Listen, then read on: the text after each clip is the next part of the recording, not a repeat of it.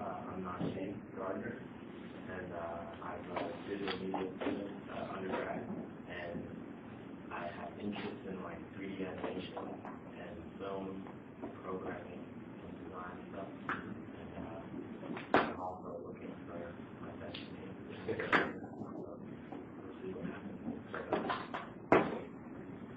Awesome. Well, great to meet everyone. Wait, and then you just Oh, sorry. Yeah. Hi. And Keisha, so the big Keisha. Yeah. Well, my name is Keisha. I was on undergrad. I was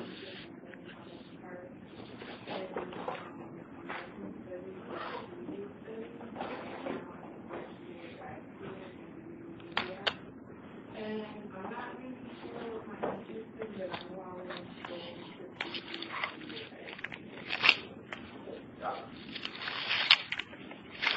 Hi, my name is Inju, and I'm a graduate student in digital media.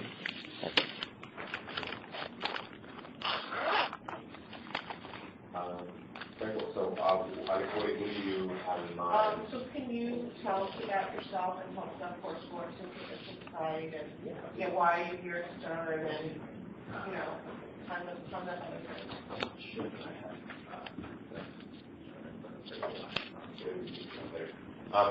Okay, so let's see. I went to undergrad in NYU, CERN. I was a finance and marketing major. Knew I wanted to start a business. Tried and failed junior year. Had no idea really how to do that, how to get going. And so I did what eventually other people made quite a bit of money on. I wasn't able to get it off the ground before I graduated. So I graduated, went to management consulting for Capgemini.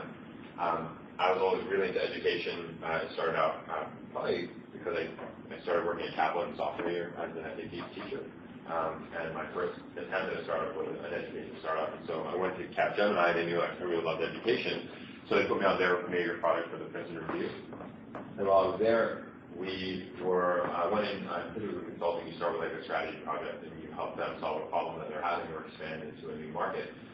In this case, the challenge for them was, as the Princeton Review, which is a 25-year-old, very successful bricks and mortar test prep company, they were seeing their market share eroded by new online competitors. So traditional, classic offline to new online, what do we do about that? How do we create test prep for this generation and succeed in that space when the margins are lower, we don't have the technology, and we're not seen as that type of brand.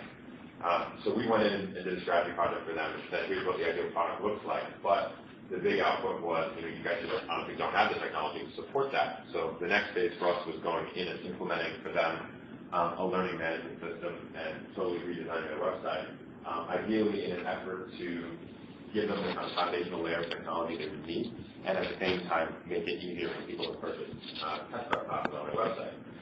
So that's kind of where all of my experience in a lot of what I actually do now. I worked on developing the core requirements from inside and outside the business, did a whole bunch of consumer research in focus groups, talking to students and parents and understanding how they viewed the Princeton Review and what they wanted from the Princeton Review's website. Then went into wireframe, did a whole bunch of usability testing through a functional prototype that we built. Worked with a designer to bring color and different visuals to that. Eventually, then wrote all the use cases and functional specs and sitemap, domain model, and all the documentation that eventually got put into building the website. And at the same time, I was supporting national marketing as they were totally revamping. The Princeton Review went through an effort to centralize their marketing efforts, whereas originally it was a franchise model. So every independent office would operate independently with their own budget. And when I was there, that changed, and so national marketing suddenly had all the money and all the power, and didn't really know what to do with it. So we helped them kind of understand digital media, bring in an SEO firm, PPC, and help them kind of push through a lot of their marketing initiatives, kind of where I know a little bit about web marketing. At the same time, so I was mostly on the web, but at the same time, they were implementing a learning management system, which is a system that helps you manage teachers, classrooms, students, curricula, and online programs, all and coordinate all of that. And then our goal was to plug that into the website. So I learned about those systems there. And while I was on that project, I realized there was an opportunity in the market because there was no place that people could go to compare and enroll in different test prep programs. So if someone wanted to compare Kaplan and Princeton Review, there's no place where you can go and put those in a vertical, compare them. So that was kind of the original core idea, and I called my go-to person for business ideas. We talked it over. She'd been at the time building a marketplace for small businesses as part of another startup. So I came in with this idea around classes, and she had the idea around a marketplace, and that's what we turned into, which is a marketplace for local classes. Realized that there's no one right now that you can go to find compare and enroll in local personal interest classes. So CourseHorse, which is the website we launched, is exactly that. We're like OpenTable or Kayak.com for classes. If you want to find Spanish course or cooking class or yoga lesson or continuing ed, we partner with all those individual schools or class providers, let's call them. They come to our site, post their classes into our catalog, and then we very easily kind of organize them and make them easy to enroll in. For us, what made it attractive, as we were thinking about going into it, were one of course is education, which was my passion, and she's also been very into that. She was actually one I originally tried to start my first education company with. At the same time, there was a business model. We saw that there's a transaction here, and it's a couple $100, which means that if we get in front of that transaction, we can earn some percentage of that. So right now we have 15 to 20% every time a student enrolls in one of those classes. So that was great. We thought, okay, so there's a definite market here, there's a business model here, and so then we started doing research to understand, like, is this actually a problem, or are we making this up? So we began talking to, we did a customer survey of just people, on Facebook, literally New Yorkers, and asked them, the questions that we were wondering, have you thought about taking classes? What classes did you want to take? How did you go about searching? Did you find what you wanted? We found that 2/3 of the people that we surveyed, which was about a couple hundred, had actually looked for classes, but another 2/3 of those never ended up taking one because they couldn't find one that fit their needs. And of that 2/3 that never ended up taking one, 90% said that they would if they found it. So for us, that said, hey, there's an opportunity here. People are trying and failing to find these classes. Talked to about 20 schools and realized the same thing, that one thing that small business schools and even NYU's SCPF struggles with most is customer acquisition, getting new students in the door. So to the extent that we could provide them with an easy solution that they would not have to worry about, and that was more trackable in terms of their marketing spend, that they found that very attractive. We talked price up front, which is one thing that I learned early on. You always want to figure out exactly what they're willing to pay for the thing that you're considering building. And found that around 15-20%, and that looked good to us. So then, while we were trying to kind of get the thing off the ground while working, we realized that that's just not possible. We were just working too much. So we quit in spring of 2010. At that stage, first step was to actually get part-time jobs. So I worked at those cleanups for about 6 weeks. Realized that was too much time and not enough money to quit. And then once you start quitting things, you get to be on the road. So then I ended up doing SAT tutoring again, which is fabulous. I loved it. Great money, and you have flexible hours, so that was a good part-time job, a lot of money to start. Once that all kind of came together, we were able to then actually start working on the company. And our first steps were kind of very visual, had to see it and feel it and know, like, this is what we want to build. So what we did was we created mock-ups. Neither of us is really, we're not design people, we're kind of product-ish people. So we put together the whole thing in PowerPoint and made it look like kind of how we wanted it to look. Then we used software called Axure to build it out a kind of functional prototype. No, obviously not coded at all, it's just literally it's actually quite a bit like PowerPoint. But it's something that you can click through and it acts like a website. So we used that to create the initial version. Did a whole bunch of usability testing on that. It was very helpful. In our minds, we wanted to bootstrap it, didn't want to raise money. So the thing that we launched had to be revenue generating, and to that extent, we had to be really good, so that all we had to do is put the classes in, and people would be able to find them and buy them. So that initial prototype was super important. Did a bunch of usability testing. It changed a lot. We realized how to make it easy, and that was I would say a success since we launched. That's one of the things we hear most is that it's really easy to find classes on our site. We make it much easier. So that's been gratifying. put together the prototype. Then once we had that done, we again kind of put together the functional documentation for that. Found our developer. We had a couple of colleagues recommended teams in India, and then a couple of her colleagues recommended other teams. So we had 4 that we submitted our documents to, understanding different price points, different times to implementation, and eventually we picked one of the teams that we liked. In this case, our developer was in New York, and he was managing 2 offshore resources, which I would say is the ideal state, because you can kind of interface with him and harass the hell out of him because he's here, but you have the kind of cheap development happening offshore. And we were very lucky. It's a risky thing to try, and oftentimes you hear that offshore is tough because it mostly doesn't work out. We were lucky, they were awesome, and it went great. Our documentation was also so absurdly specific that it was really hard, I would say, to do anything different than was in there.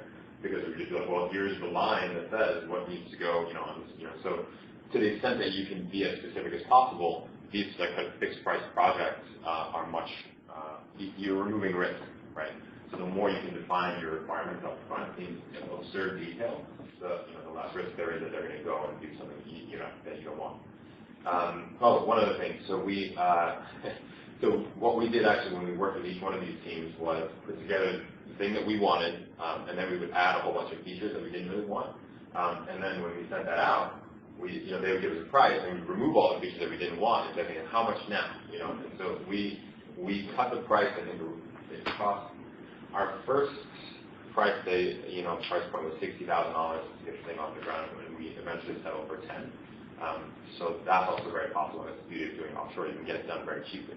And we financed that with just our savings and our tutoring money. My partner was a bartender, so she was making good money as well.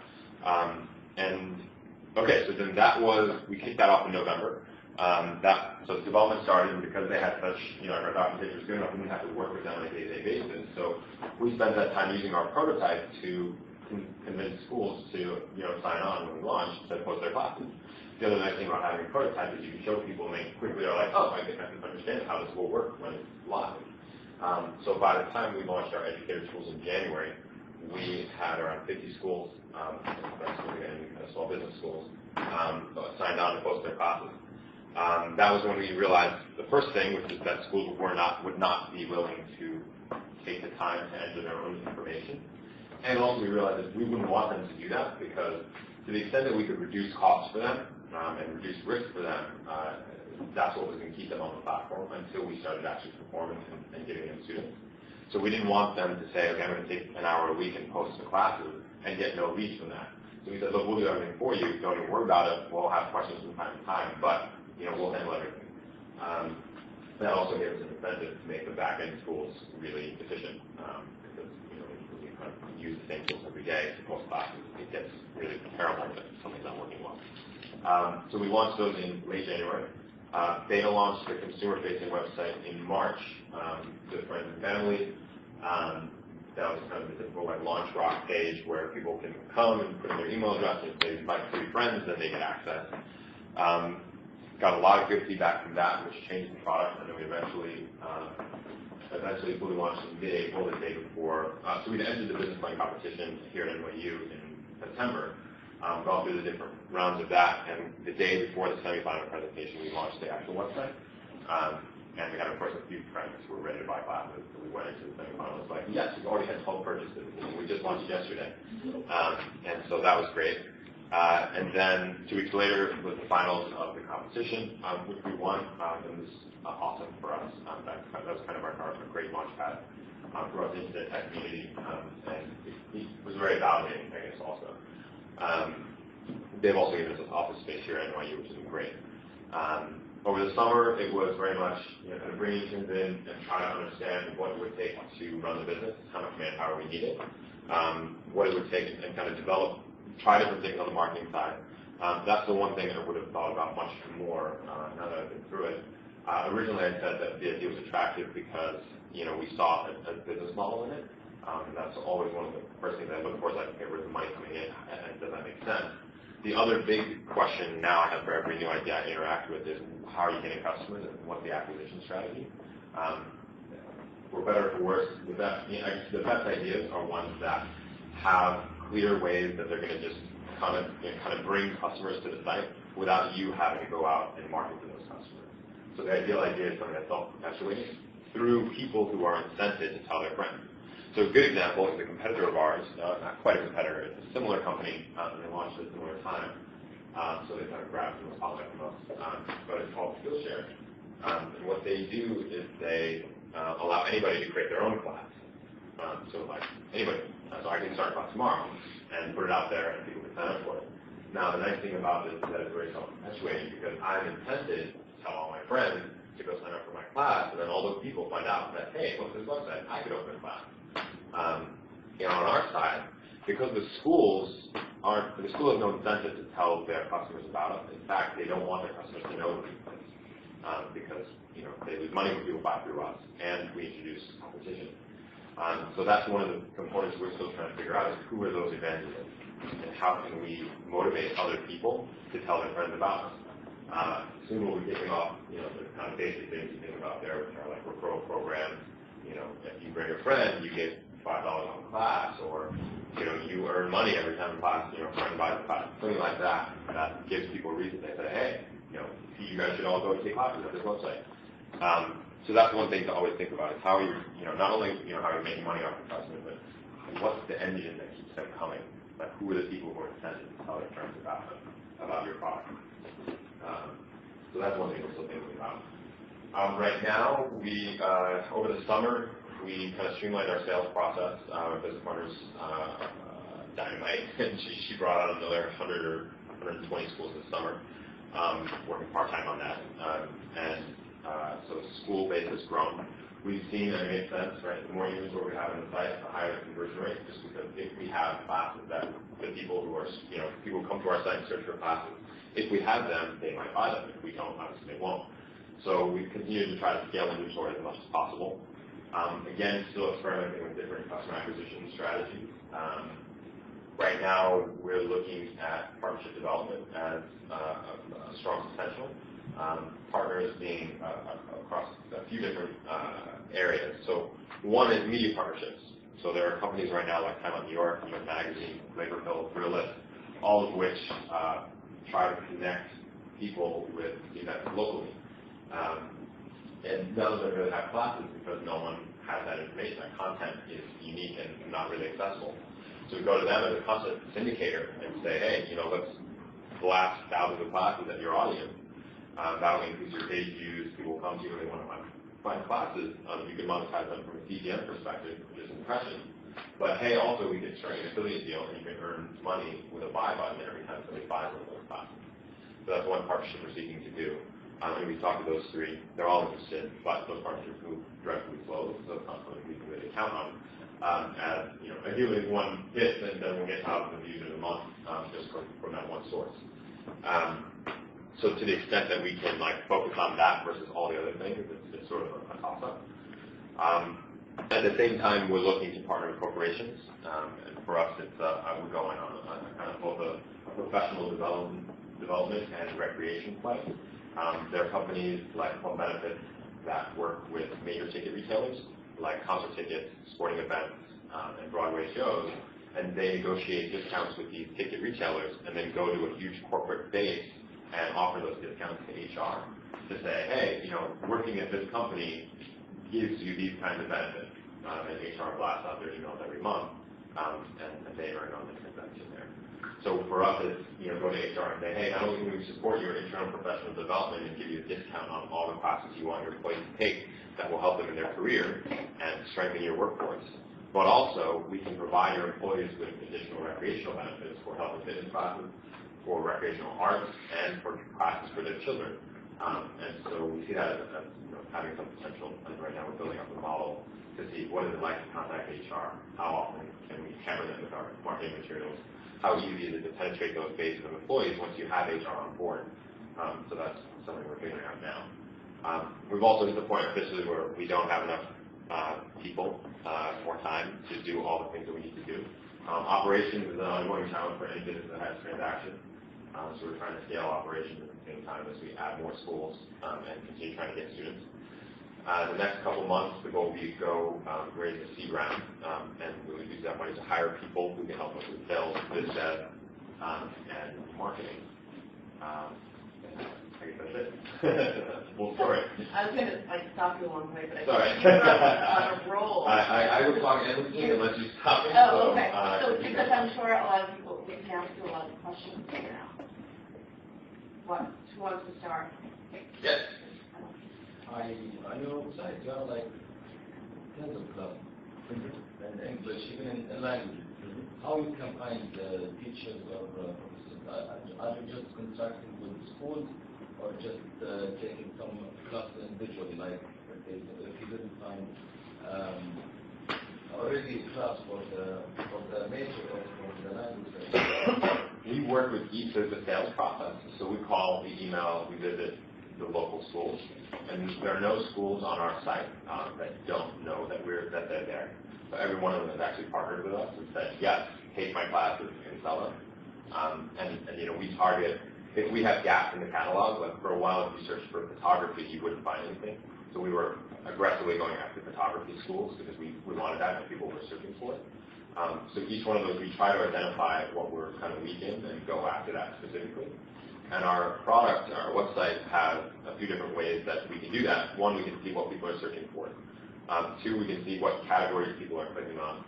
And then three, if you search for something and get no results, we give you the ability to give us a 30-day challenge to say, find the class that I'm looking for in 30 days and put it on your site, or you get 10% off for a year.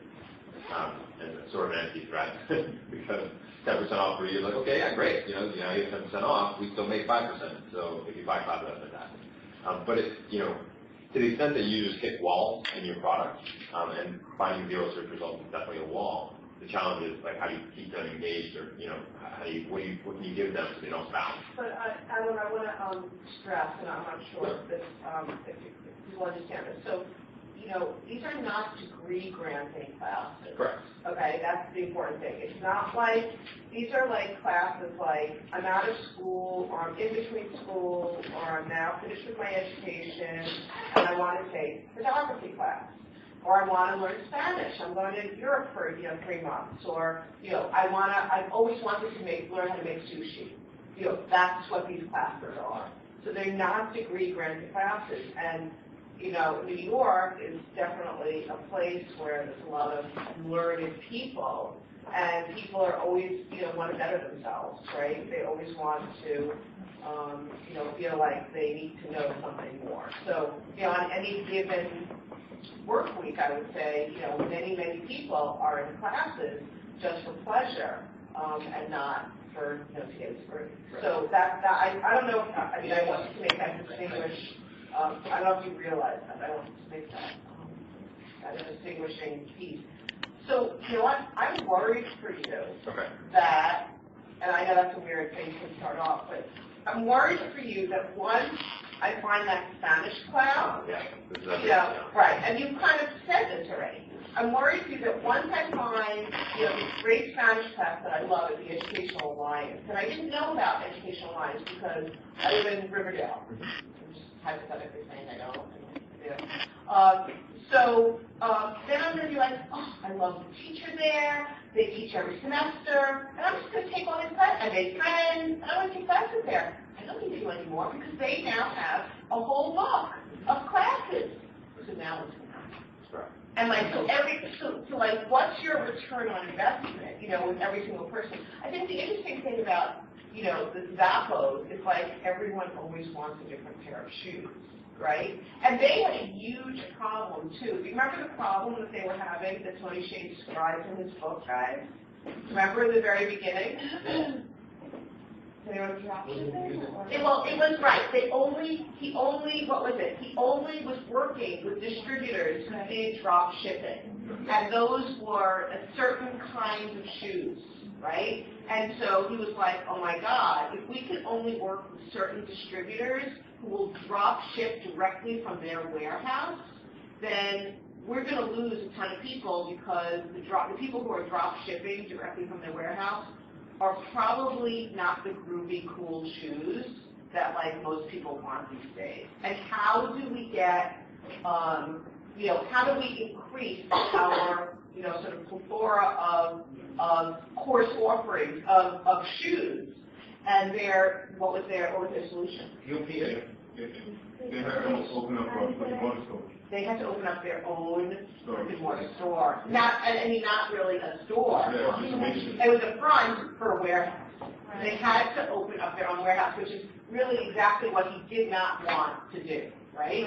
They didn't want to do it, and they went into the plan going, I'm not going to open up, a giant warehouse at every single thing that encompassed. But he changed his business plan along the way, and that was really what made him able to succeed, because once he had his own warehouse, he was able to, offer any shoe, which leads me to believe, are you thinking in the direction of opening up your own school? No. So. But you could. We could, definitely. Right. And that's an exciting possibility. I mean, that's actually, in the long term, that's what I want to do. Right. Personally, not even as part of coursework, but. Yeah. But so one, we definitely do that. We definitely see the possibility of curating different programs based on classes from multiple schools. So aside from, if you look at what we do, right, in the beginning, it's a search engine for local classes, right, you can find. Then the next thing we do is we help you book. The next thing we really need to do is help you decide, which of these classes is better. That's where reviews come in. That's where, better comparison tools come in. And so that's the next need that we'll be accommodating. The last one is that once there's too much, once there's too many offerings for you to look at, the next stage is curation. So to the extent that we create top 10 lists around the best language classes in the city, or even deeper than that, and every industry is moving in this direction, is around personalization. So we know about you, we know your Facebook profile, we know what you've searched in the past, and we can recommend new classes based on other people like you who take the classes and enjoy it and feel that fits your profile. So then we have that, and then we have, we can build our own programs, right? So we have the Course Horse Entrepreneurship Program that is made up of these classes from Poly, these classes from Columbia, these from General Assembly. You take this, and you're, certifiably able to go run a business, right? Correct. By bulk packaging, we can say to schools, hey, if you want to be a part of this promo package, you're going to give us a bigger discount, et cetera. And start negotiating those discounts. So we could offer our own learning, our own program, and that is something that's interesting. But the challenge is focused around, and we may hit that point where we're like, that's the best actually way to make money off this is to run our own school, to use this platform as a huge marketing vehicle for our own programs, which actually are, of course, much more profitable because we keep 100% of the revenue rather than 15 or 20. But for the question around how do we keep people coming back to our site to use us even when they found a school that they like, we say a few things. When we talk to schools, we present it as that, right? They want to think, when someone's going to buy from this guy, and then they're going to come to me, and that's what makes it attractive for schools. Of course, eventually, we're going to layer in things like loyalty rewards, right? So every time you take a class, you earn a point.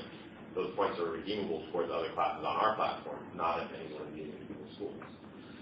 To the extent that we can do other things. So another thing we're interested in is taking classes as a signal about who you are. Types of classes that you're taking shows your interest. Ideally, it also attaches a certain bit of credibility around certain skill sets that you have.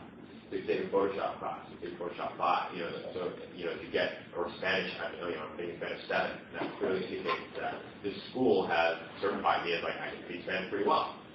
So the interest there is that we use those credentials on things like LinkedIn or things like resumes. Now you're, of course, we're certified based on this class that you've taken, and we can then syndicate that data out to different job sites. So you have a reason to come by from us because you want us to know what you're learning, and then we can make that information valuable to you in other places on the web. And that's kind of where we see it. I mean, the other potential is, the reality is a few things, right? One, in any aggregator marketplace, and we've talked to a bunch of people who run aggregator marketplaces, 40% of the people use you as a discovery site and buy directly from the supplier. That's just the reality of the game that you play. So we understand that and go into it, and the model still works. We also see the other reality, right, is that people will, no matter what programs we put in place, schools are incented to keep students, right? So they're going to be hammering students. I'll give you 10% off any class, right? Because when you buy from us, we're taking 15. So they're financially incented to keep the students there, which for us is fine because we have thousands of other schools and other classes that we will then market to that student. The pitch that we have is, they come in for a cooking class and then take, let's say, they come in for a Spanish class, then they want to learn Spanish cooking, then they want to learn salsa dancing. And so we can kind of split them horizontally into different class verticals, and that's potentially where we earn additional revenue. Yeah. And I definitely, in the past year, I had exactly this problem that I was thinking about going to school, but I was, looking for classes, and I basically was doing just that, where I was, I had, the new school course offering and, the NYU School of Continuing Professional Studies open. I ended up actually taking one there, and it was terrible, and I dropped out immediately and lost, $100. Yeah. But I also think, having had that experience in terms of, dealing with the interfaces of all these different school websites, they are terrible. And that's our huge value for us, that their websites suck. So having something you can learn one and just it's really great. Yeah. One thing that occurs to me that I wonder if it's just too complicated for it to be a business strategy for you guys is kind of like you were talking about with Skillshare, where the instructors are motivated to promote their own classes. I feel like with so many continuing ed programs, that is still the reality. There's that section of the video where Carrie has a class on learning it. She's like, yeah, I got this game class, and she shows the terrible show, but anyway, she shows up. There's 2 people there. And she's like, cool, we'll go get beers. It's I feel like people at third ward, people who are adjunct professors, people who do continuing ed, they're really dependent. And my friends who are professors right now are freaking out because all their classes are getting cut. So they had some sort of way to blast on Facebook, hey, I have a class, you can sign up here. That's a great idea. That's a great idea. Because it's true. As an adjunct, if your class is canceled because you don't have enough sign-up, you're done. That's it. You're done. Right. And they don't even tell you till the last minute. Correct. People are desperate and weird about it. Correct. Yeah. It's kind of hard to reach out to those people. Third ward, they draw people from all over the place, and who knows, but They close classes. Yeah. So it's a very interesting, it's a great point. We've been thinking about how to motivate the teachers because they are independent of the institution usually. One of the things we've been thinking is it's sort of around that where we reach out to teachers and say, hey, we've kind of created this perfect little place where you send students, and maybe we'll even share additional part of our revenue with you for students that book for your class through our site. Okay. Or we blog about the teacher, and then, just because you can blog about people, you're like, hey, look, I got blogged about by this cool website, that they send all the people there. But that's a great point. Profiles and yeah, and that's another thing that actually makes the class more attractive. The more, class that about the class, the more likely you are to take it.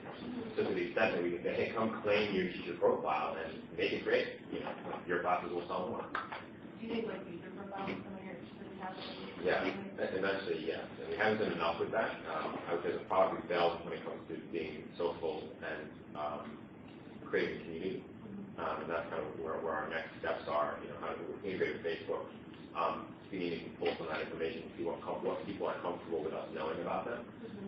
And the pitch is, of course, that the more we know, the more we can present things to you that are relevant rather than making research. But the concept of them being afraid is huge. I don't know about that. One other thing, I don't want to take too much time here, is this, when you were talking about trying to figure out some sort of system to give,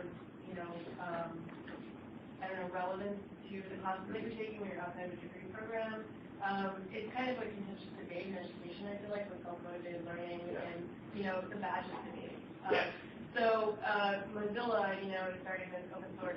It's open source, but they're starting this universal badging system. It's a huge initiative they've had, and they were working with a nonprofit that I used to work with because we wanted to create our own system of badges. And basically, they're trying to create a badge system that other educational institutions can tap into to basically, use a platform to create their own badges to motivate learning.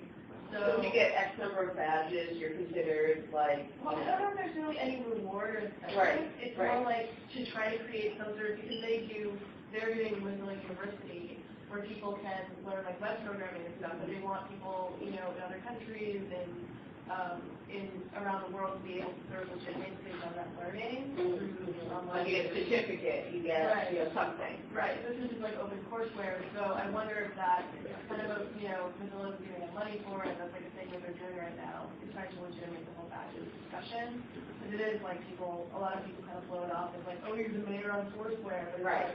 No, it's more analogous to like the Girl Scouts and Boy Scouts, where like there's a real like weight and meaning behind this badge. If you're into the Girl Scouts. Exactly. Right. Yeah. Interesting. What else? Who else? Olin? Oh, Najee, you had a question? Go ahead. One of the things that I read on the site that I liked about your site, and that I think you have an advantage over Skillshare with, is like quality assurance. Yeah. Which is when you said about Skillshare, anyone can start a class, the first thing I thought was, I don't want anybody to start a class, so it's like, I think that's something. That's how we pitch it as well. Right. I think that's something you have over Skillshare. So my question here is, two things. Just wanted to know more about what you guys do for quality assurance now, and what are your plans later on as the company gets bigger? I'm sure it'll get harder. Because from the website, I kind of thought you guys, like, it said something like you guys go and take classes and stuff, and kind of gauge it like that. But will you leave it to the users to start having reviews and stars and all that for quality assurance, or will you keep it, in the company? So our quality assurance is fairly basic, honestly. What we do is we say, you're not allowed to post class. We have a few requirements. One, you have to have a physical location that is dedicated to, providing classes. So you don't do any online classes? Correct. Not yet. Not yet. Not yet. We've been talking about it. It's coming soon. But you have to have that physical location in New York. That means that your school has to be kind of good for it to survive rent, honestly. So we see that as a validator. If you've been able to occupy a space and keep it, then your classes must be doing something right. You also must have classes that would run whether or not we existed. And to us, that means that you're not trying to string together classes based on our enrollment. The risk of running a class is largely operational. Right? If you don't fill the class gets canceled, right? So the people who did sign up for that class had a really bad experience because they signed up for a class and got canceled.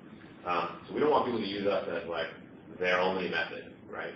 So we go to people who already have classes, and then we offer them the chance to kind of post them in our marketplace. To us, that means that, again, it's like an indicator that they're doing something right, that they've been able to fill classes and keep them filled and are kind of continuously succeeding in that endeavor.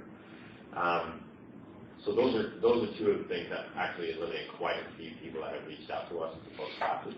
And it's definitely tough in the sense that their classes are great and we want to post them, but we're like, not doing quite fit.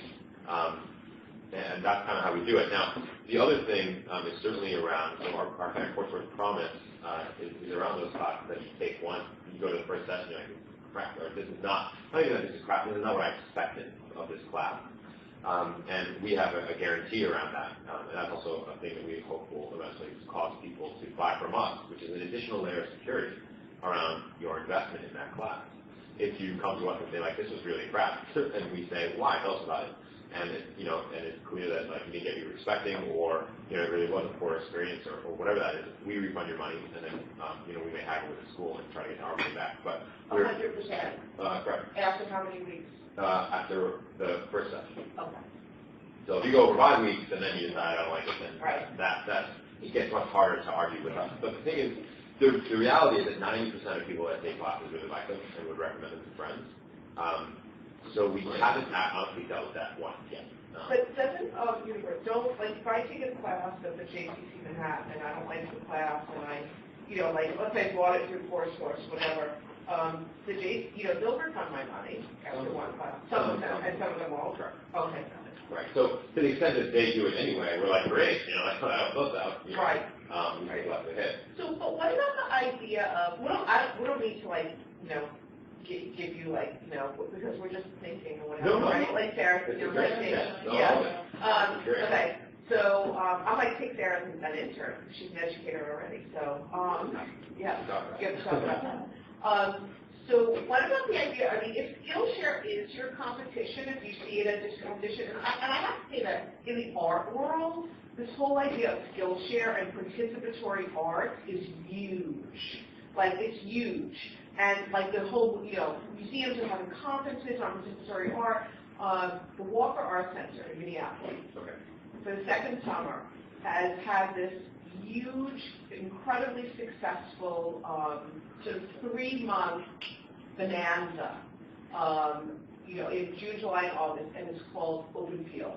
And so what they do, and you should look on their website, and I can put you in touch with the person there, and it's become huge in the art world, is that basically, and maybe because of Minneapolis, a certain place, whatever, they have like almost like a forum on their website, and anyone can give a class in their beautiful, like, have you ever been to Minneapolis? Like, they have a gorgeous sculpture garden that has like Klaus Oldenburg's giant spoon there, and they have beautiful grounds.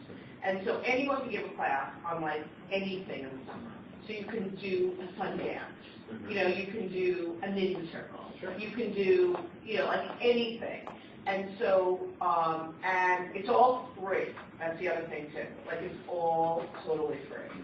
But it has given the Walker, the museum, an incredible amount of cachet in terms of being like the people's place to go.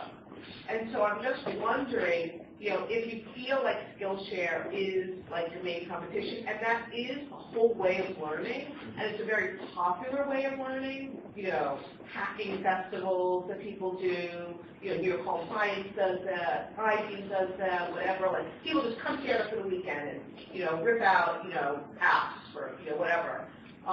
Why couldn't that be, why couldn't you take that business and have that as like a separate aside business, like Netflix is doing with their, Yeah. So definitely, so one of the other reasons that we originally actually liked the concept so much is that it's very accessible and very easy to pivot if things aren't working. So we see that, we see the Skillshare model something we can get into if and where we choose to. We see a definite potential around the tutoring marketplace. Many of it already exists. But again, the challenge for us to play is to grab share of voice in the classes segment and then extend that to other learning brands, right? So that's where online now, we layer that in. Online right now is a viciously competitive space because getting people to your online learning site is tough. The only way to do it is like through advertising, and that gets super expensive because it's competitive. For us, it's like, well, if we can win the local space, then we pour online in at any time, and people will see us as the owner of that. So there's a strategy there. Then we look at other things like corporate programs. So every one of our schools has a corporate program tab. So there is an extensible opportunity where we make it easy for groups of people to sign up for their own, take a class and then schedule a time and then have the school fulfill it independently. We could do things like space rental. All the schools have studio space. So now we take those instructors who are offering those, opening their own one-off classes, but where do they put the space for this kind of thing? Oh, we have all these schools that have space, so we should connect those. So it's definitely an opportunity. For us, it's a focus game, which is why originally we left out online. Even in the classes, local classes only segment, we're still not close to having everything. And to the extent that we, from a development perspective, also stay focused on the product. There's like the reason why we avoided it so far. But people investors ask us all the time, what stops Skillshare from stepping into your market? And we counted that with what stops us from stepping into their market. It's a very similar thing. But at least for us, we have to sell everyone in the schools. They're not built with that kind of capacity. Tomorrow, we could open our platform and allow anybody to create a class. Right. So technically, we have the advantage there. Yes. When you were talking about the possibility of building a loyalty rewards program, were you thinking more of like how like airlines do it, where it's kind of like currency, or were you thinking more of like a gamification than where you would be building out your community at the same time? We're here today. We don't know. And we don't know. So the lean starter method, I don't know if you guys studied that at all, but the concept there is to test with the basic, the most basic possible way to get some idea about whether people are interested. So what we're trying to do now is basically pretend like you get soon we'll be like, yeah, now of course there's a point. And like, there will be no technical implementation of it because our own kind of Excel sheet that's just like, okay, this is how many points people have. But we want to see if that's something that seems to work or not. So I think we're going to launch points first, see if it gets any traction. If it does, then we may layer on badges and other rewards. But we don't know yet. So the product right now is in its very kind of beginning stages. The other problem with points is that everybody has done it. And so consumers are less thrilled by it. That freaking reward system. So we don't want it to be that. And so we're trying to think of what other incentives fit that, if that makes sense. I mean, we may, to the extent that people are just like, okay, well, I'm going to get 100 points, I'm going to point per dollar, and every 100 points I get $5, then I'm technically earning this much on the dollar, so why don't they just give me that in cash? That I can spend anywhere, that's cool. So there's another part there where we don't know how people will receive it. So what we're going to do is push out different campaigns around the point program of the day, and see which ones people seem to like and which ones seem to increase conversion. How about like something like take 3 classes, get a Kindle?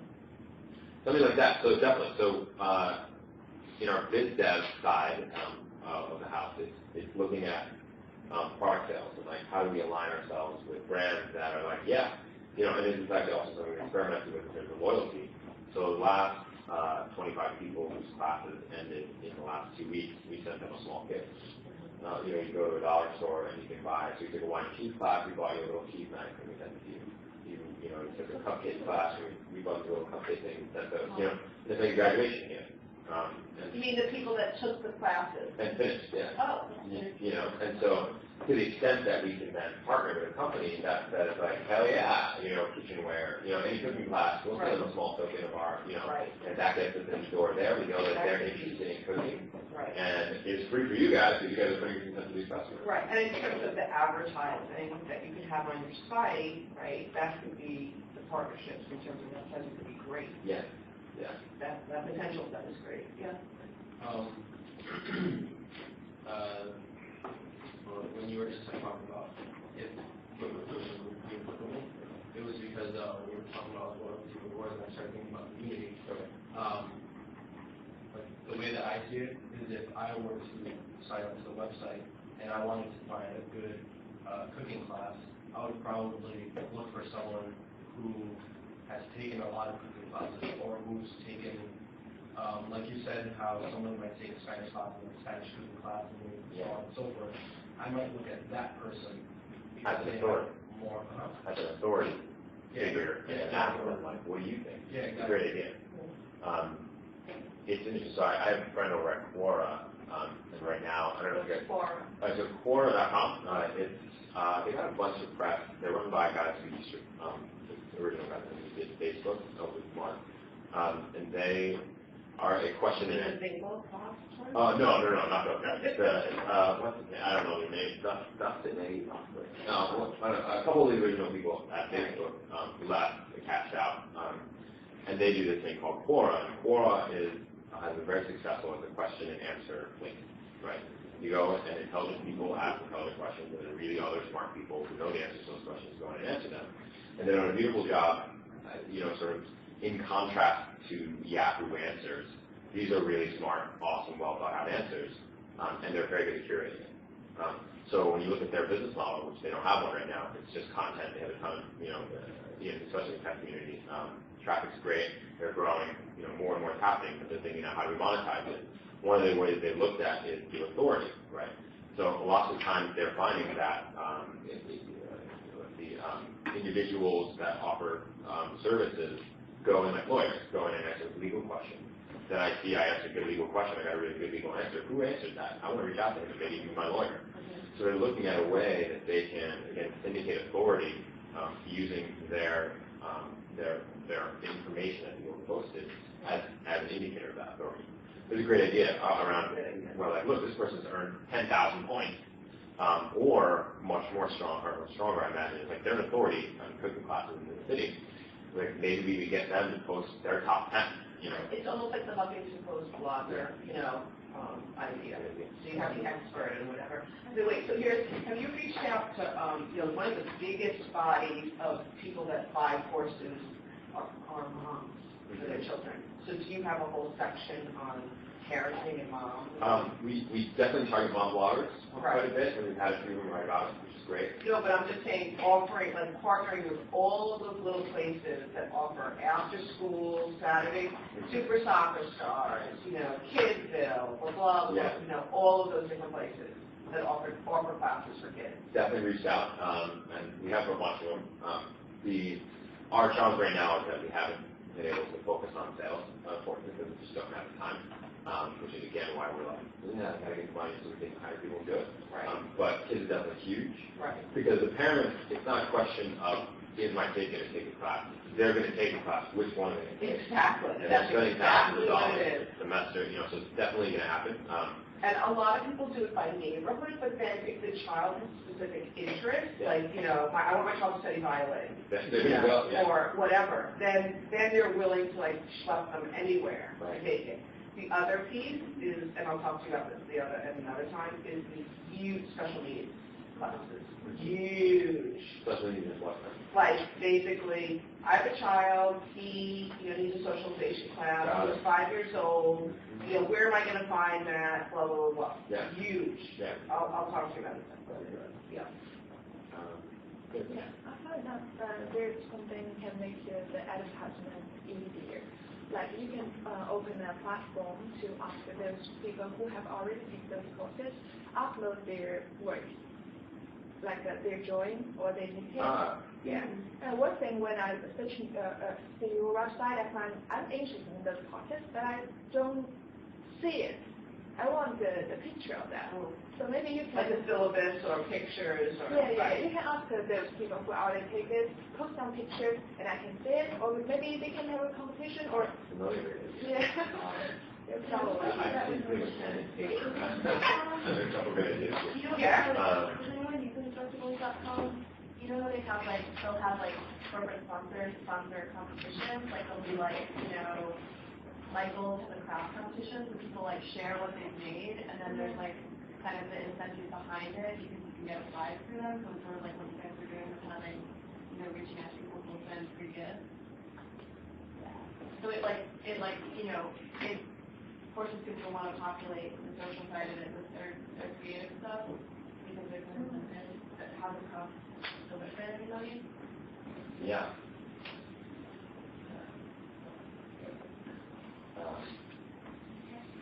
In China, I used to work for a solar engineering company.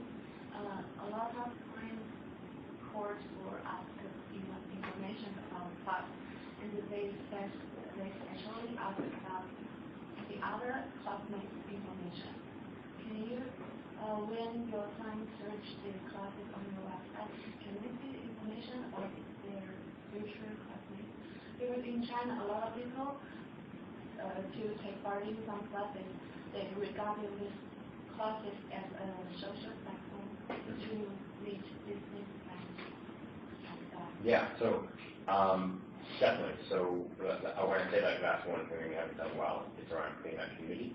So our goal now is to integrate Facebook and pull in information to show you your friends looked at these classes or comparing these classes, or your friends are taking these classes. Or, these 10 people have already enrolled in this class, find out more about them and who they are.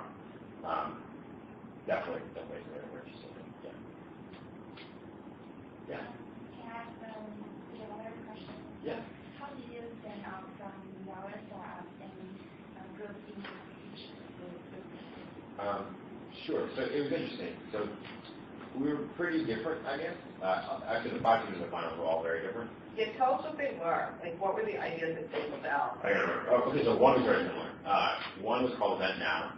What they do is you want to throw a birthday party or you have an event, then you need a vendor for it. You go in and you, kind of like our corporate program idea. Basically, you go in and you say, here's what I want to do, here's how much money I have, here's the dates, here's the times, et cetera. Size of the group. And then Event Now blasts it out to their vendor base, and those people come back with proposals, and then you pick one. So that was their company. They were scary because they had launched a year before us and had already national, thousands of vendors, et cetera. And they're more like a real company than anything else following the competition. There was another one. Why do you think it went? It was, I would say, in the final, our presentation was far better, I think, than anyone else's. Or maybe Stern felt like they didn't need to be integrated. No, I actually don't think that was it. So the one thing we did better than everybody was our slides were you know, like the story we practiced. And we had a lot of mentor assistants, and our story was very crisp as compared to, I would say, the other presentations that we saw. So that was a huge advantage. Where he kind of went up, and I think he had done it too many times, or he didn't practice much. Like and maybe also it's because they were running the business and didn't have time to prep. But like when I saw him, I was like, oh, you know, we're gonna do that as this guy. And that was nice. It was comforting for us that he went before us. So that gives a sense of confidence. But, you know, it was disjointed, the storyline wasn't there, and then there were like, you know, I guess they had to put the work into the financials. The judges actually went into their financials, and we're like, this doesn't make any sense. And that kills you. So, yeah, also didn't do a very good job answering the question. And to the extent that it was also true that the $75,000 would not have really helped their company because they had a burn rate of like 40K a month. So it's like, well, calling your meeting in just 2 months. Right. Right. You know, where we were like, give us the money, we can hire somebody, and look what we can do. Right. So the story was better. There was another app called, I think, Social Bomb, that was like a way to see what people are listening to in an area right around you, to see kind of what else is, you know, I don't know, if you're in a park, you can see what other people are listening to, or something, a music app. And they got ripped up in the questions because the judges were just like, music acts are impossible. You know, there's way too much competition. How are you going to strike deals with the major music companies to get this and that? And they just got broken apart on that stuff. I think because of all the laws related to copyright, I mean, like, which we know and whatever, it's bad. Yeah, tough and competitive, right? So they didn't win for that. There was one company that I didn't actually get to see. It was actually an engineering invention that will go into your home, reduce the amount of energy usage by making it clear how much energy each thing in your house is using, or something like that. I actually didn't get to see their presentation. They presented right after us, and I was out and kind of like, I'm going to see a breath. So I missed theirs. They seem like a smart team. I don't know how it went. I did get to see their questions, and they also got early questions, where it was also like, how can you get this out there? You know, and they got some engineering questions, which were tough. And then the last one actually was our probably the closest competitor was a fashion company. Really smart. And the girl that's running it is going to be really successful. What's the name? It's called, I always forget, not yet. Because we have a fashion person coming to talk to us, the Women from Fashion Collective. Yeah, no, it's also funny that I've heard so many other fashion companies recently, so I've lost the name, but basically what they do is they go, you know, there are these fashion shows all over, you know, all across America. The goal of the fashion show is for designers to get their stuff, to convince buyers to buy their products. The challenge is that small-time designers don't get floor space, so they have to somehow broker their way into the buyer's hands, and they don't have a way to do it. So their proposal is basically to go in and create an online space for every live fashion show. So that would not only facilitate operations in terms of the buyer doesn't have to like write things down and like go through this manual process. They can just see what they like, and they go online and then boom, boom, boom, this is what I want. So it would facilitate that, but it would also open the stage for independent designers to go and be part of the fashion show without renting space at the show. Great idea. They're now, they've gone, so why did they win? Because they, honestly, I think the judges didn't have confidence in their team. This was awesome. The part was less awesome. And they also, one thing they messed up was around the app. So like, how much money do you need and what we can use it for? They never answered that question. And the judges all saw that as like, how can you mess that up? You know, so that hurt their credibility. Who were the judges? One was Bill Berkeley, the Berkeley Center of Entrepreneurship, billionaire, gives tons of money to NYU, really nice guy. So then the other one was Paul from New York Angels, I think chairman of the New York Angels or president of the New York Angels, also a really nice guy. And then the other three, I don't remember. And was the competition, were you allowed to enter the competition because you went to NYU? Yeah. And it's only open to NYU students? So there's 3 competitions. I think the Stern New Venture is open to Stern only. The technology competition is open to anyone at NYU. Okay. I think that includes Poly. Right. And then NITB, and then the social venture, I think is, I don't know. Okay. And so what did you do with the 75? Which is not a lot of money. It's not a lot. It's more than most people get in most competitions. Like people feel like, how much you win the competition? Like 75, like, oh my god, you know, like, right. Because a lot of the incubators give you 18 or 20,000 or 25. Okay, so what do you do? Where's the 75 going? Sorry. So 75, we haven't spent most of it. We basically just are supporting ourselves. We quit our jobs, and I feel myself figure out off ourselves with salary, and we use it. So it's you and your partner who basically are supporting yourselves, the two of you, with $75,000. Correct. Is there anyone, which is not a lot of money, again, to live in New York. Correct. And so you're not working any other place? Nope. And your partner? Same. And who else is in your, who are your other staff? Just one tech guy that joined us after, with our technical team. We had this guy, and he had his developers. He did a great job building the initial product. And then we brought him on as an equity partner. Okay. So he's vesting equity over time in exchange for development services. Okay. So you're not paying him cash, you're giving him equity, and then so then the 75 can run longer. Correct. So now we just hired a PR firm for really cheap. Primarily because we see it as a way, like we've seen that investors like us more because they've heard about it. Oh, okay. So we see that as a way to get more money. Through a friend, called Fun PR. Okay. She came up and was like, I love what you guys do. Right. We're going to do whatever it takes to work together. Right. And we thought that was kind of inspiring. So she kind of. So you hired a PR firm, okay. And then what do you think your next hire is going to be? When we get money, it's going to be biz dev, sales, marketing. Right. So you really need interns. Yeah. Smart interns. Yeah, absolutely. Yeah, wait, I had a question. Yeah, other question. Yeah. So, you say that they provide classes, like, do you have classes for, like, especially, like, learning disabilities offered? We will eventually, but not yet. We have a pause, unfortunately, with our school sale. So eventually we hope to have everything.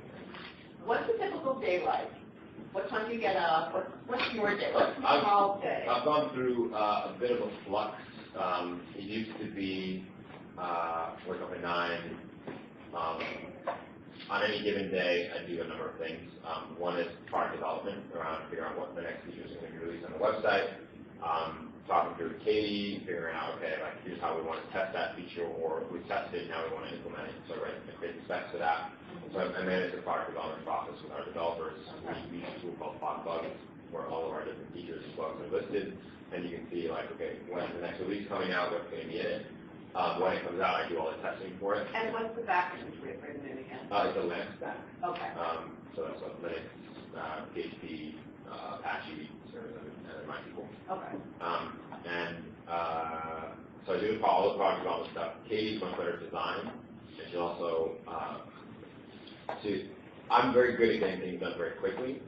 So I usually take it 80% of the way, and then she's very smart about doing it really well. So then she takes it, she takes the same amount of time for that last 20%, and that's how we execute well. That's pretty much how we do most things. And you own the company 50/50 right now? Yeah. And did you have to sign an agreement with each other?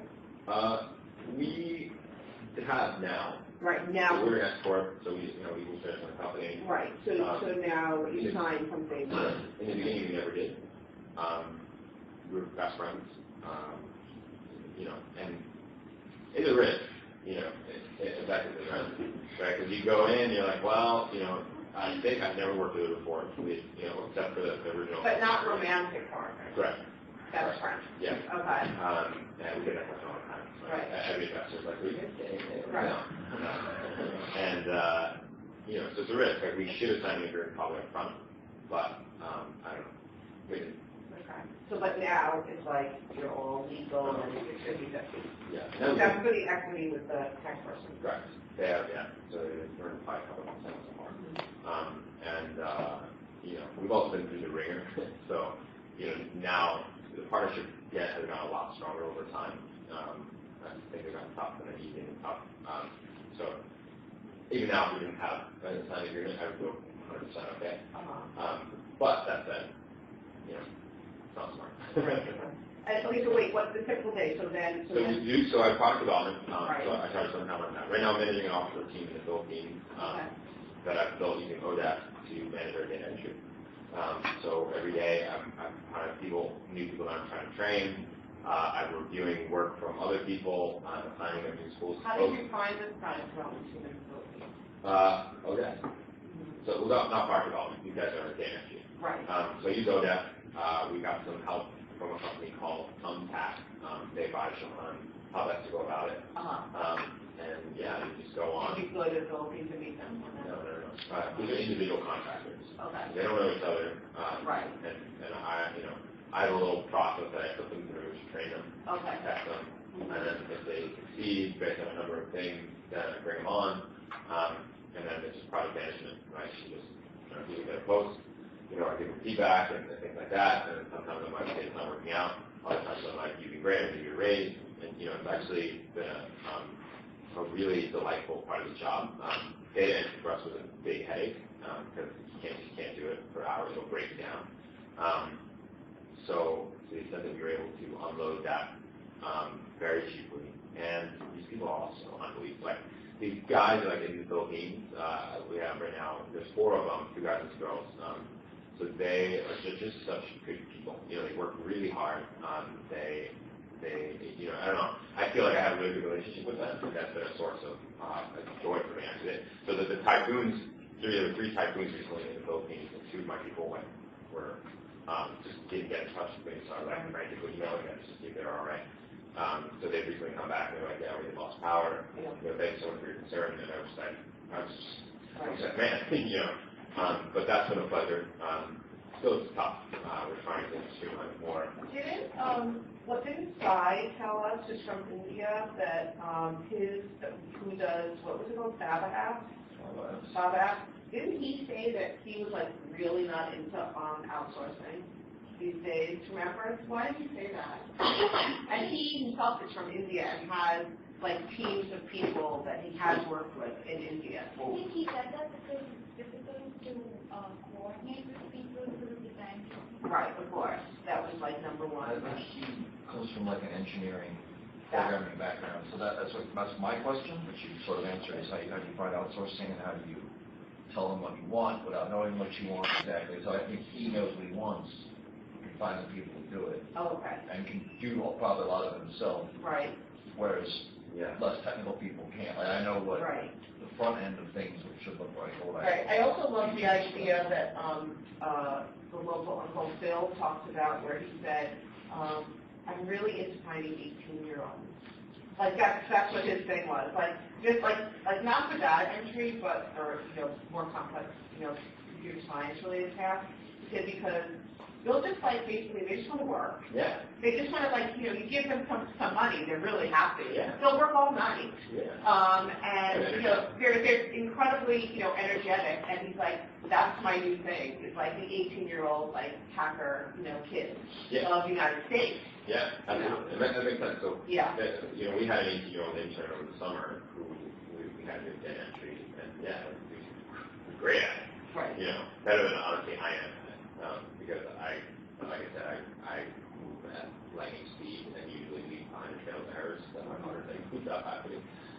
She's very disarming and actually just more intelligent. But yes, with the offshoring, it's definitely you have to learn very quickly to be unbelievably precise about the direction you're giving them. So it takes, I guess, empathy in the sense that you have to think like, okay, this person has no idea what we do at all. Not only that, they don't know English that well, and culturally there's a difference, right? So now, how do you take that, and how do you break every task down? And it's actually very worth practicing with any random task that you have to do. Everybody takes some meaningless task that you don't want to do. And going through the practice of trying to turn that into an algorithm that you can then hand somebody and say, okay, go do this, and get a note from them and see what happens. So I created a series of, they watched 45 minutes of video of me taking them through the system. Then I have like a wiki that I created that has, there's just more, every time they ask questions, I update the wiki with that because I know they're going to ask the same question. And like, to the extent that, you're never going to come up with a perfect job and write it perfectly the first time. So like, you go through with a couple people and you're really responsive around, and also really encouraging because you don't want to lose them, right? So you have to be like, this was awesome, but here are 50 things you got to do a little bit differently. And you kind of think, and you get that kind of encouraging tone, which they really appreciate because they get, you are not kind to them, I suspect. So with a little bit of kindness, actually, it goes a very long way. My husband does a lot of consulting, publishing, product development work. Yes. He's been on the phone for the past month starting at 7:30 in the morning and then again at 10:30 at night because his people are in India and the Philippines. So he has a whole team in the United States with his team in India and the Philippines. And he said one of the biggest things is that the people from India and the Philippines, and he's traveled there extensively, visiting his sites, etc. And I get very back. But one of the things is that he said that one of the most frustrating things is not even the time difference. It's that, which is kind of interesting. He said in India and Philippines, the people there can't distinguish the American accent. So if he has someone from Atlanta, working, and then him, he's a New Yorker, and then someone from Chicago. Right? So every single time they talk, they have to say their name because otherwise the people in India and the Philippines, they can't understand who's talking, who's giving the direction, etc. So he said that in a way is really, it's almost like slowing them down because every time you speak, you have to say, this is Richard, and this is what. They just use chat. I mean, like, I've never Skyped or talked to any of them. Right. And chat's been, I give them all the course. They're on the phone. I mean, they're looking at each other's desktops, remotely, but they're on the phone going through specifications, like intensely. It's quite interesting. Yeah. It's fun. I mean, it's honestly, it's been great. I would love to go there. The guy we talked with on TAC, I think, is going the same thing that I did, which is it's a pleasure to work with them. Yeah. And he actually went there. They have 120 people. He's built out a team there, and they have offices there for him, and they built the culture around it. As I call it like, to my husband, I call it like, it's 21st century slavery. So that's really what it is. I mean, because when you go there and you visit these places, and the Americans come in, and they treat you incredibly nicely, and they give you gifts and everything, and the offices are air conditioned, and there's as much food as you want, so that people work. All the time, and basically, the amount of money that they get is like directly related to how much they work. Yes, but no one in the United States would take that salary at all. But for them, it's a lot, and they want to work. So, I personally call it 21st century slavery. Economies of scale. I guess you could call it economies of scale. Right. Yeah, I mean, I don't know. Yeah, I don't know. It's hard to know. The other thing is you realize, like with India, there's a book called by Arvind Adiga called White Tiger, I think. Oh yeah. Which is very. Yeah, I have it. Yeah, it's really good. Yeah, it's very. I think it's very true in terms of like. Yeah, one like it's one of the big awards. One of the books, I think. Right. Yeah. But so honestly, I don't know. My interactions with them have been great. Hello. We chat. So it's about basically a poor person in India who works for a rich American family. Yeah, who's sort of a servant, and the reality around what they're thinking and who they actually are. Because like being a servant is the basic, like it's kind of like, it's sort of like slavery in a sense, right? So you're getting paid, but you don't naturally form the same type of interaction. You don't know who they are really, just like I don't know who these people are really, like I know a friend. And it was very revealing about, and it's just fiction, but it's very revealing about who they actually might be.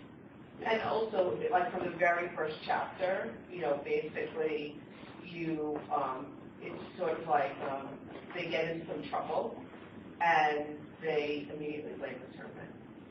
Yes. So it's like even though and then his whole life sort of unravels based upon the fact that they don't want to get in trouble with the law and this whole thing. So.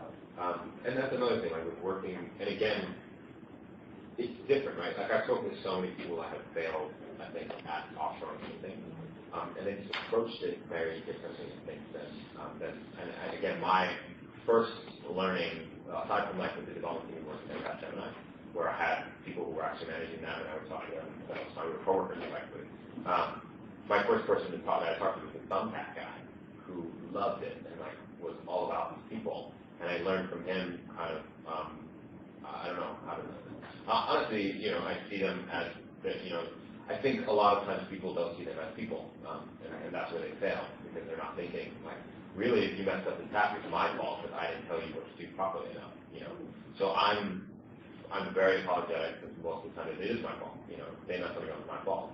And so, again, I'm very encouraging, and I'm encouraged by that. Like, I encourage them to give me feedback. That's super helpful. The ones that give me feedback are the ones that are promote and probably put in charge of other ones, other employees.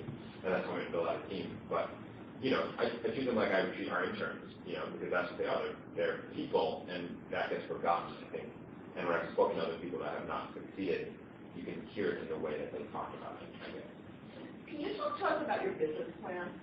What's that? Like, writing your business plan, how did you write it, who you got help with. You mentioned that you had mentors mentoring you in terms of, your elevator, so to speak. Sure. Can you talk, like, what is your business plan consist of, how long does it take you to write it, all of that?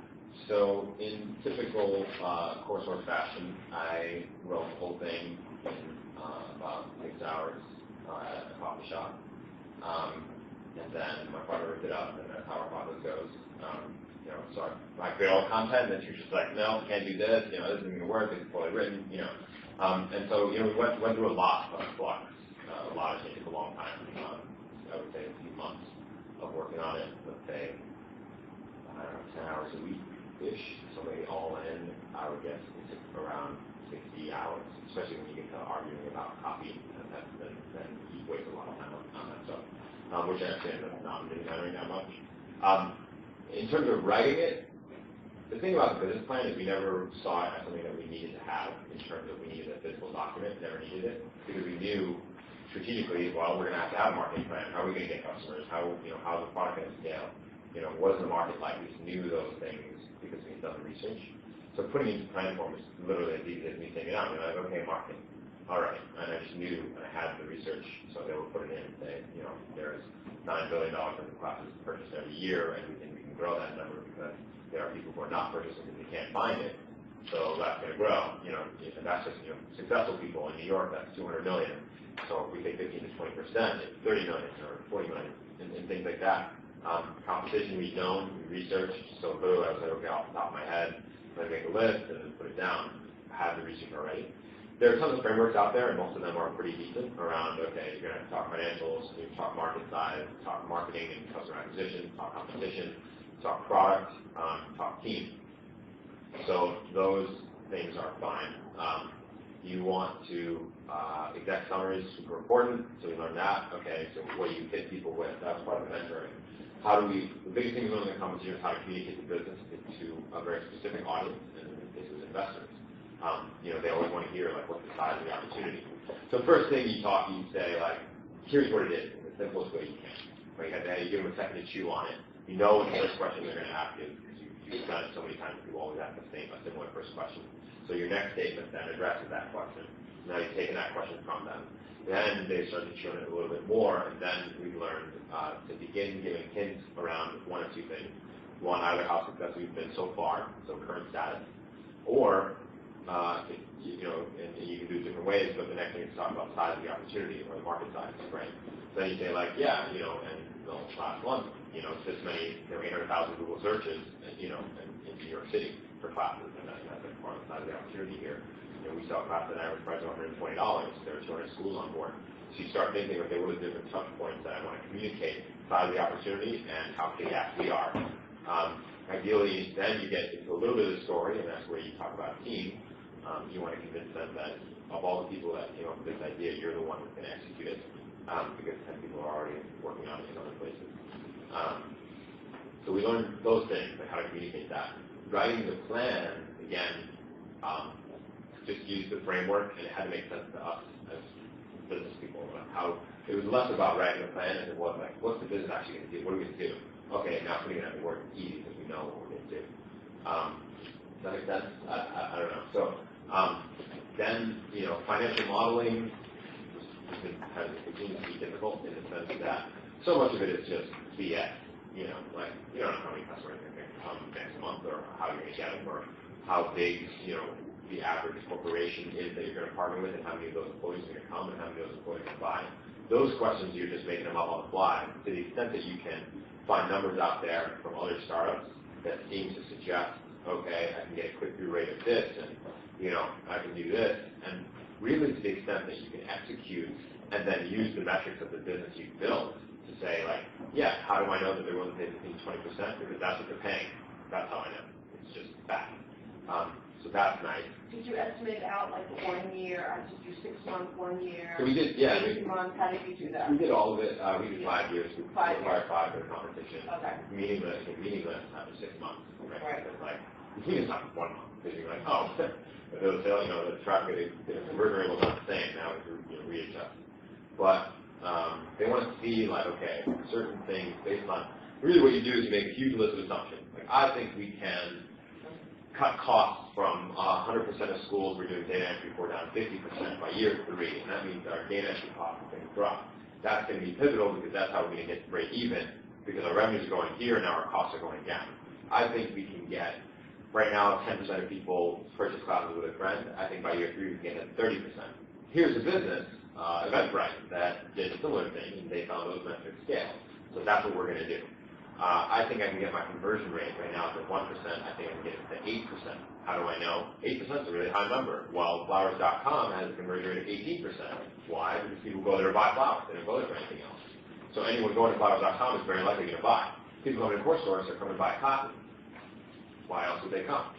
So we think we can get the conversion up. How are we going to do that? Well, we're going to add better pictures to the site. We're going to increase loyalty rewards. We're going to, our newsletter is going to be bringing people back. We're going to give people incentives for sharing. Those things are going to increase conversion. We have a redesign coming in, and it's going to reorganize the page along the guidelines of Airbnb, which found that when you put in professional pictures, conversion rate went up 2%. Things like that, where you just kind of bullshit it. And you get the number. Literally, I'm like, okay, I need to be generating $10 million in revenue by year 5. Let me think over the numbers. Get it there. All right. We're going to have additional corporate sales. And then you think, like, okay, if I'm an investor, I'm going to look at corporate sales and be like, well, where are your expenses? Okay, well, I have these 2 biz dev people, and we found that when we contact 100 corporations, 20 of them get back to us, and we get 10 on the program. Average size of those companies we've got from our mentors at Seamless Web that tell us that these are the metrics we can use, and that's what we're using. We think we can match those. And that's going to cost us 2 biz dev people, and here are their salaries. We go to salaries.com. We think lower 30% because we're a startup, but we'll give them a little bit of equity. And then what's a biz dev person? What do they get? Salary wise? Yeah. I think right now it's in the model at $50,000. And yeah, so maybe we'll create sales incentives. So if they get 100 corporations, we give them a 10K bonus or something like that. And here's how those costs fit in. Here are server costs. We estimate that I don't know, for every 1,000 page views it's going to cost us $5. And when our traffic scales like this, right now we have an average number of page views is 5 per user. So here's how those costs scale. And again, it's all BS. None of it is like it's a helpful exercise because actually it's much more helpful on the expensive side because you're like, crap, like I'm going to have like 100 schools, how much data entry? If I have 1,000 schools, how many hours of data entry is that? So you look at the metrics you built, I'm like, okay, so far it's about 2 hours per month per school. You know, my offshore team costs this, you know, there's additional friction, and that's costing me this, and like, okay, I need to have this much money. You know, if I hire 4 salespeople, what can I do with that? Versus if I hire 2, and I cut expenses, and yet they can still bring me to school. So it's very helpful from that perspective, where you can see the effect. If you build a model well, you can see the effect of hiring an additional person, how much that costs and how much it's worth it. You can see, if you model out your marketing activities, you can see which ones are costing you more money than they're bringing in, and which ones may end up being profitable. So that can be helpful. So Neil, what happens if like, I mean, you're a student now for the next year. Okay, and so then you need to find office space or work out of your home or something like that. Okay, so what happens, just like, I'm seeing with glass houses now. What happens if like, you know, after working for a year, well, it will be 2 years total, like you decide, you know what, it's not working. Like it's not working. What will it take for you to pull out or to change your idea? I don't know. One of my business partner and I are very different in that she has no doubt and I doubt all the time. Both are strengths and different reasons. But one of the things that's been important from day one, I talk about it a lot, like marriage. The difference between dating somebody and being married to them is that you made a commitment, that you decided that one decision is made, and that is that we will not break up. Right? Once you've made that decision, the rest of the way forward becomes much easier. Although 50% of marriage is correct. So I don't think of those marriages as real marriages. Right? So if I were married, right, it would be I've made a decision to commit. Right? So when you make the decision to commit, it's liberating in a way because that decision is already made for you. You don't have to think like, okay, well, if we break up, then it's going to look like this. You don't have to line it up. It's just a matter of how do we make it work, right, and do what it takes to make it work. In this case, I've committed to the start. So I believe in the idea enough. I like it enough. I like what I do enough. And I pour this way too much time into it. And I'm getting a lot out of it from the learning perspective in terms of, you know, I learn new things every day. From the networking perspective in terms of I've done something that makes it worth it for a lot of really cool people to talk to me, which is cool. And mentally and emotionally, I've also matured a lot since starting. So the benefits daily are awesome. But to the extent that I have doubt and that I look and I could be making $130,000 tomorrow, because people want to hire me to do things that I love to do, and I could work 9 to 6, and that wouldn't be hard for me, and I could then go be a writer and be a teacher and do other things I want to do. That's very attractive. And I'm like, wow. You know, and to me, I also, I think metaphorically, so I often think about Achilles. He has a decision around, you know, whether or not he's going to go and be a hero and kill himself, or lead a good life. You know, lead a relaxing, good life. I struggle with that question a lot. But again, the nice thing is I've committed. So quitting is not an option, and we will not fail because we are we're good. so like it's just you know, I don't think of that again. To the extent that we do fail, like it's just going to be so easy to make the next step because we've created what we've done has resonated in the community, in the tech community, in the other just the people I've met. Again, I have like a dozen jobs tomorrow that I can get and pick myself up. I'm lucky that my parents have my back, so I can always move home. I can always, you know, I've also been, I read the 4-hour work week, and then also, it's funny because what he says is true. Like I've developed the exact skill set that he talks about. The 4-hour work. Yeah. Yeah, what are they? Outsourcing, using Google AdWords to test ideas, how to hustle, how to negotiate, how to line up suppliers, how to push products. Like I could do it, how to build a website. I could do what he did. within 3 months, I could have a business up and running like that. I would estimate that would, bring in like 2K a month. So do you feel like you have, I think as Bill sort of showed us this last, 2 weeks ago, it's like the sort of entrepreneur spirit. Like, do you feel like you, that working that 9 to 6 job, making $130,000, like, do you feel like this point of your life, like, that's not for you? Like, you really, No. the entrepreneur field is good? No. You're torn? I do not call myself a serial entrepreneur. Okay. Because it's different. Like, my partner and I are different in that way, that she'll always start companies. That's always what she'll do. I'm not, and that's what makes it harder for me. I see the 96, 97, 98, job. 99. Right. It could be good. Yeah. That doesn't sound good. I work now. So I went through flux. So originally, my partner would stay up late. I'd wake up at 9, 9:30. We would stay up until 2, 3, 4, and wake up and do it again. I shifted because I found I don't know. I didn't like it. I didn't like being up that late, and I found my mind, like, the effectiveness crashed eventually, right? Hers is not. It's extraordinary. I find extraordinarily productive in the morning. So I started going to bed early and waking up really early. So I go to bed at like 10, 11, 12, and wake up at 4, 5, and 6, and then eat, and we get in the office. But a really nice office, actually, it's much harder, or much easier to work out of. Now we're in cubes, which is different, in natural sunlight, which actually, as I found, pretty important for me. It's unfortunate. But you need a lamp. The light doesn't do it. It's like that, but that light, even that, I can see that makes me energized. And so, for a while over the summer, I would be in the office at 5:36, and then push hard until 8 or 9, and go home and go to sleep. Like 8 or 9 a.m.? Yeah. Oh, okay. Yeah. Lately I've not been working hard enough. We've been socializing too much. We get out in the community, meet people. You take a test, right? This is 2 hours I shouldn't be spending in the middle of the day. I have to go soon. And what about, in terms of the meetup, the tech, scene, can you talk about that and the mingling of the tech scene? We found, not surprisingly, that it's much, much harder to network when you need it most, which is when you have the least.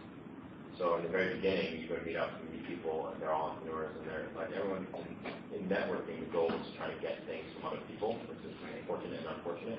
But the reality in the beginning is there's no value add because they don't know who you are, what you're working on. And it's just through Meetup. Like there's a start in New York, Wiki, this thing out there. And you start going to yeah, we're doing this cool company, and they're like, well, have you launched? Like, what's going on? I'm like, well, we're still developing. We have some tools on board. They're like, okay, and then they don't keep in touch, right? So the real solution then is to go and build it and make it. And once you launch it, that's very big. It's a big credibility add. Ideally, though, you do go in the beginning, you make friends with people who are other entrepreneurs up and coming.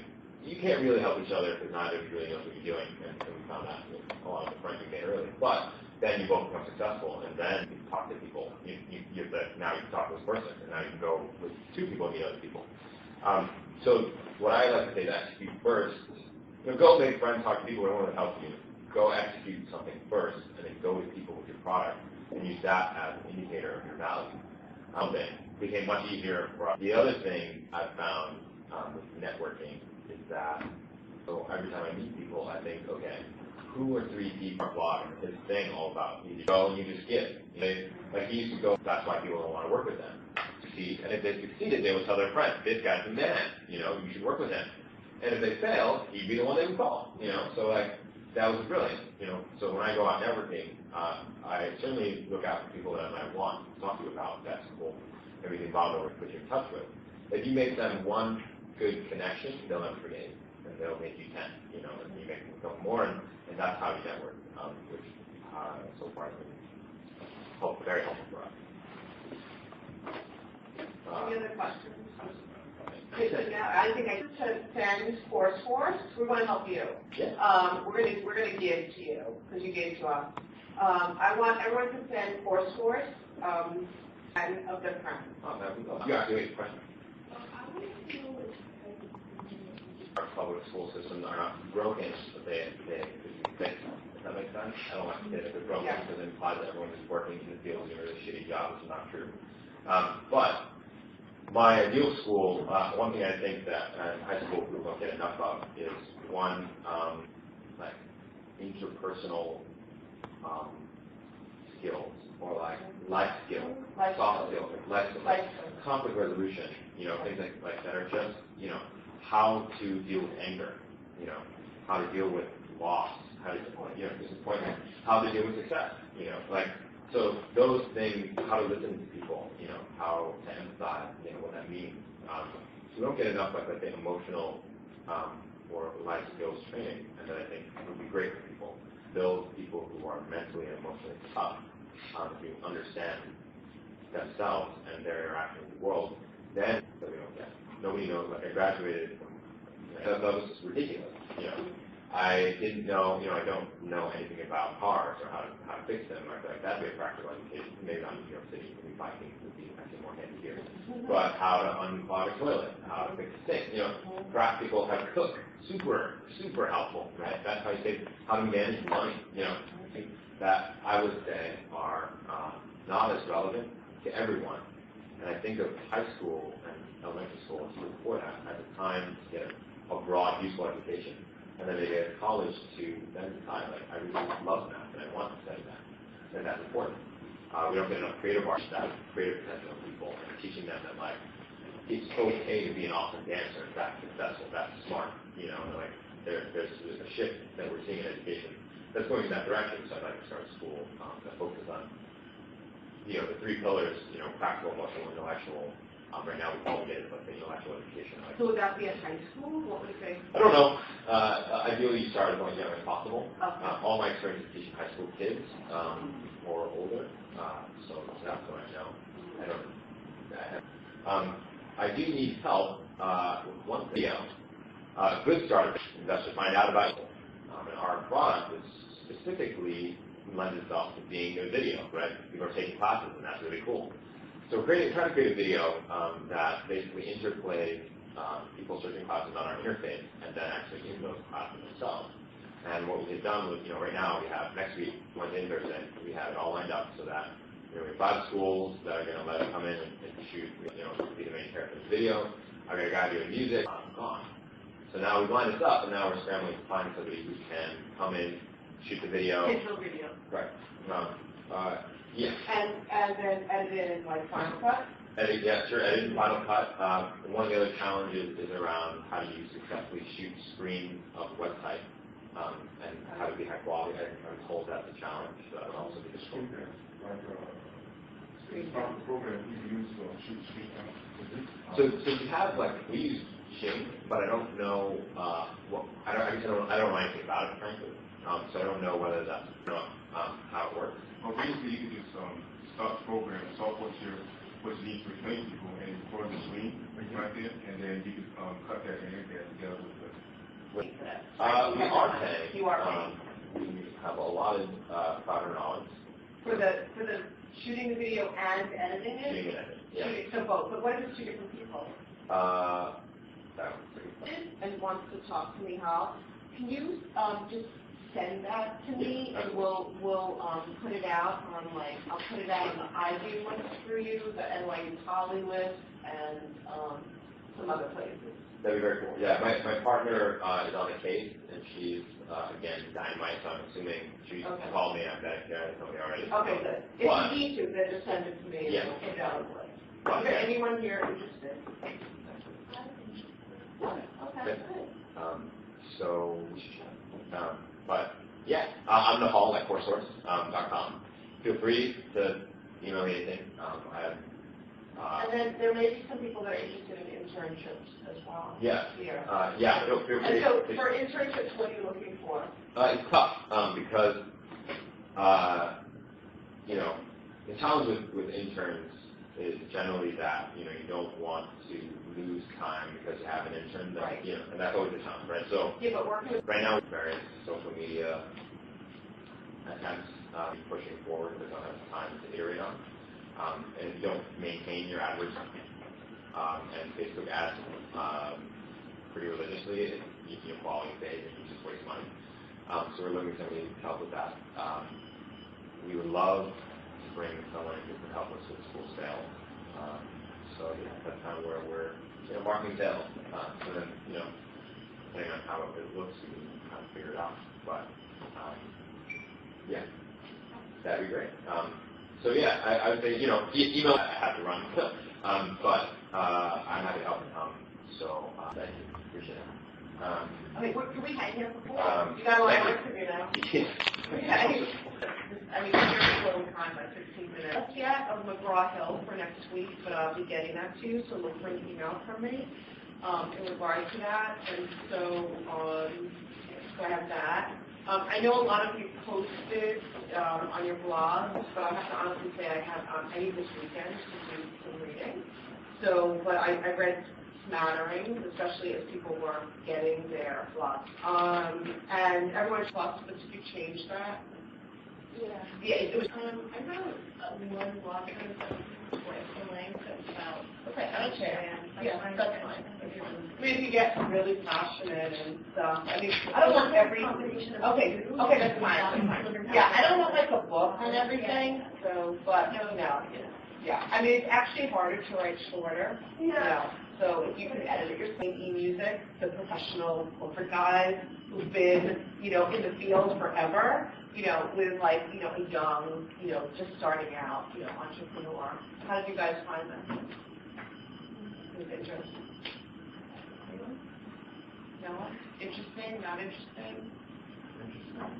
Interesting? What?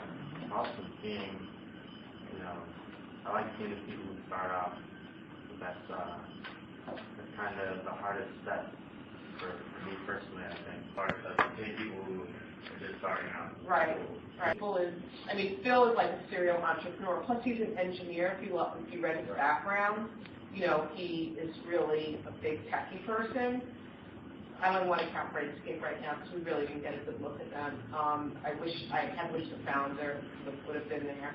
And also the same thing with Sai.